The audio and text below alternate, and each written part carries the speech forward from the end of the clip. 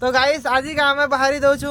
गोईरापदर आड़े आरु हेड़ू सीधा पलिया मु धर्मगढ़ आड़े गोटे भल पैंट सार्ट किणवार अच्छे आरु भाई जानी तो तुम बाहर दी जन पलिया ना गोटे भल पैंट सार्ट चिकन चाकन नहीं देते लोक मैंने कहबे कि पिला गरीब दुखी के रहे बोलबे हेती लगी आज का मामू आर मैं बाहरी दौचु धर्मगढ़ आड़े गोटे भल पैंट सार्ट किणवा लगे तो भेटमु गाइस धर्मगढ़ ना क्या पैंट सार्ट किणवे तुमको भी देखु जाए।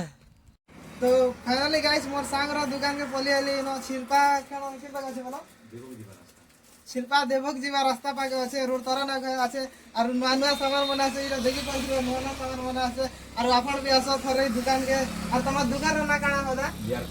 जेआर कलेक्शन के गोड़े थर आसो गाइस और ई दीटा तो मके भल लागला हेती लागे इनो नौ छे और तमा भी आसो गोड़े थर नुआ नुआ जिनिस बना से ट्रेल मारो गोड़े थर और नहीं जो गाइस भल भी डिस्काउंट दो जत हमर दा